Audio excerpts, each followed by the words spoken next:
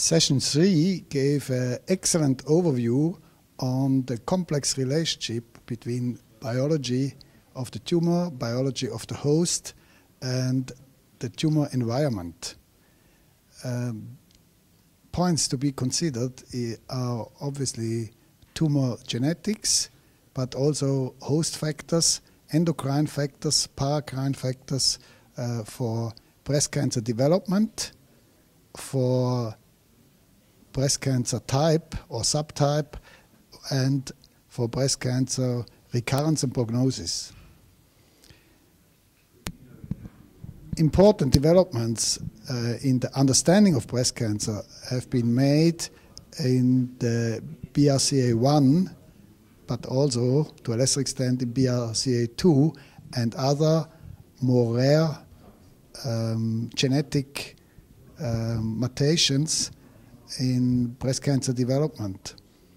A driving force here, particularly in triple negative breast cancer, was the p53 mutations, and the knowledge here has considerably increased. But we also learned that the relationship between p53 and many others, but rare mutations are still to be explored.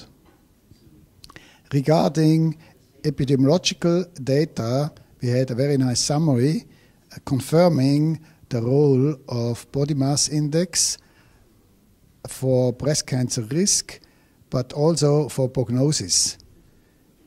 It is difficult to tease out differences between treatments and baseline prognosis, as competing risks have to be considered. On the one hand, breast cancer recurrence risk, and on the other hand, risk of death by other causes, non-breast cancer causes. So we need more information on that before we definitively can conclude to make recommendations. What is well established is the fact that higher body mass index is associated with worse overall prognosis. And the same is true, on the other hand, for more physical activity in reducing the breast cancer risk. This risk can be reduced over all ages and over all body mass indexes, and it seems that more exercise is associated with improved prognosis. And this is particularly true for patients suffering from hormone-insensitive disease. So the link between prognosis and body mass index might not only be, or to a lesser extent, explain the improved prognosis in hormone-sensitive disease, but through other mechanisms in hormone or steroid hormone receptor insensitive disease. We learned that obesity is associated with inflammation, with high leptin levels. Leptin, a drug which exerts its effect on tumor aromatase, but also whole body aromatase, and IGF-1 mediated effects.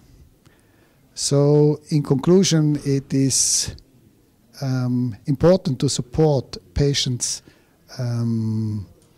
efforts to control weight, especially for those patients with a high body mass index, to a lesser extent normal weighted people, and it is even more important to encourage patients for physical activity. Further research is needed to explore drug effects, especially aromatase inhibitor effects on different patient population, both regarding epidemiological factors but also genetic factors affecting the metabolism of the drug.